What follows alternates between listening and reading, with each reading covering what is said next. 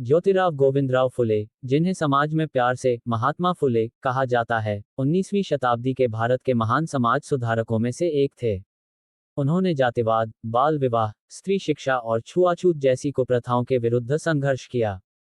उनका जीवन समर्पित था दलितों, महिलाओं और गरीबों के उत्थान के लिए। उन्होंने अपने समय के सामाजिक ढांचे को गहराई से चुनौती दी और समतावादी समाज की नींव रखी। ज्योतिबा फुले का जन्म 11 अप्रैल 1827 को महाराष्ट्र के पुणे शहर में एक माली बागवानी जाति के परिवार में हुआ था।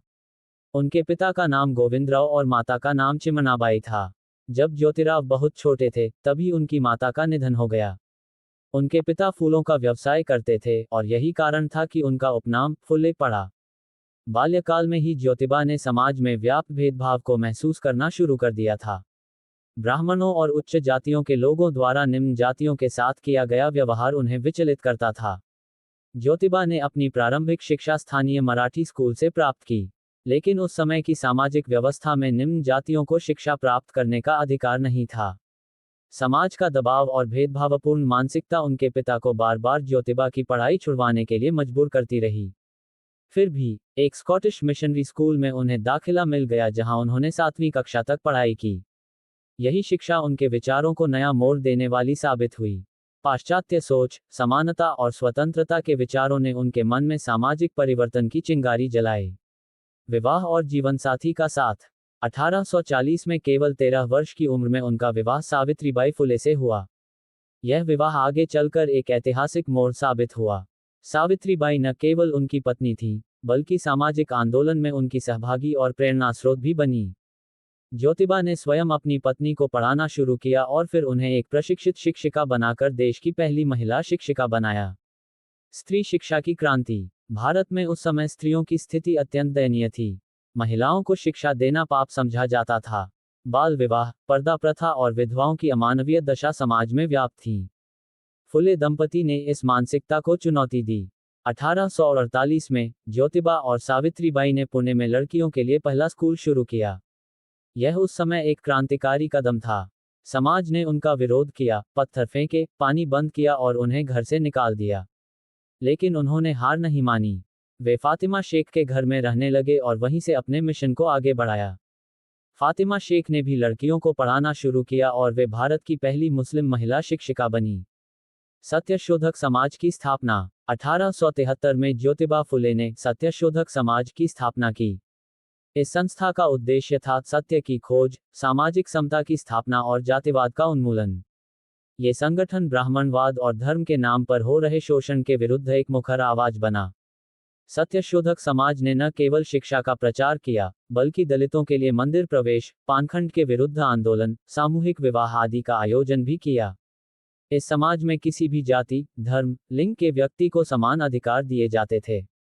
धार्मिक और सामाजिक आलोचना। ज्योतिबा फुले ने धार्मिक ग्रंथों और पुराणों की आलोचना की।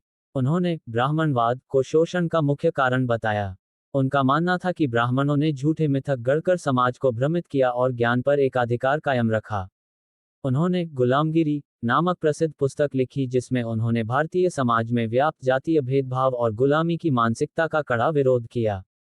उन्होंने अमेरिकी दास प्रथा और भारतीय जातिवाद की तुलना की और इसे भी एक प्रकार की गुलामी बताया। महिला और विधवा सुधार। ज्योतिबा फुले ने विधवा पुनर्विवाह को सामाजिक स्तर पर स्वीकार्य बनाने का भी प्रयास किया। उन्होंने ऐसे विधवाओं के लिए आश्रय गृह, विडो होम खोला और अनाथ बच्चों के लिए अनाथालय भी स्थापित किया। 1854 में उन्होंने विधवाओं और अनाथ बच्चों के लिए सेवा कार्य शुरू किए।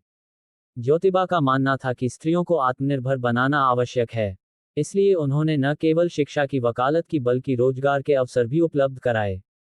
कुप्रथाओं का विरोध। फुले दंपति ने उस समय के अनेक सामाजिक कुप्रथाओं का विरोध किया। बाल विवाह, सती प्रथा, विधवा अत्याचार, जाति भेदभाव, छुआछूत, धार्मिक अंधविश्वास।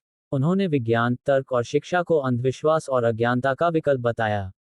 राजनीतिक विचार। हालांकि ज्योतिबा फुले सीधे राजनीति में नहीं गए, लेकिन उन्होंने ब्रिटिश शासन को हिंदू समाज की जातीय बुराइयों के संदर्भ में एक बेहतर विकल्प माना। उन्होंने अंग्रेजों से अपील की कि शिक्षा और सामाजिक न्याय को बढ़ावा दिया जाए। उनका मानना था कि जब तक शिक्षा सबके लिए सुलभ नहीं होगी, तब तक समाज में बदलाव नहीं आ सकता। साहित्यिक योगदान। ज्योतिबा फुले ने कई पुस्तकें और निबंध लिखे जिनमें उन्होंने अपने विचार व्यक्त किए। गुलामगिरी 1873। तृतीय रत्न नाटक। छत्रपति शिवाजी का पोवाड़ा। सत्यशोधक समाज का घोषणापत्र। इशारा जाति और धर्म पर आधारित निबंध। उनकी लेखनी में साहस, तर्क और क्रांति की गूंज सुनाई देती है। मृत्यु और विरासत। 28 नवंबर 1890 को ज्योतिबा फुले का पुणे में निधन हो गया। उनका निधन भारत में समाज सुधार के एक युग का अंत था, लेकिन उनके विचारों और कार्यों की लौ आज भी जल रही है। प्रभाव और सम्मान। ज्योतिबा फुले का प्रभाव आज भी गहरा है। सावित्रीबाई फुले पुणे विश्वविद्यालय का नाम उन्हीं के सम्मान में रखा गया।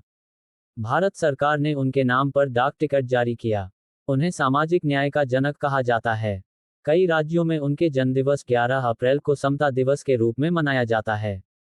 निष्कर्ष। महात्मा ज्योतिबा फुले न केवल एक समाज सुधारक थे, बल्कि एक विचारक, शिक्षक, लेखक और मानवतावादी भी थे। उन्होंने साहसिक कदम उठाकर उस समाज को चुनौती दी जो अन्याय, भेदभाव और पाखंड से भरा हुआ था। उनका जीवन हमें सिखाता है कि बदलाव संभव है, बशर्ते हमारे भीतर दृढ़ इच्छाशक्ति, तर्क और सेवा भावना हो। आज जब हम समानता, स्त्री अधिकार और शिक्षा की बात करते हैं, तो फुले जैसे नायकों का स्मरण आवश्यक हो जाता है। वे न केवल इतिहास के पन्नों में दर्ज हैं, बल्कि सामाजिक चेतना के अमिट स्तंभ भी हैं।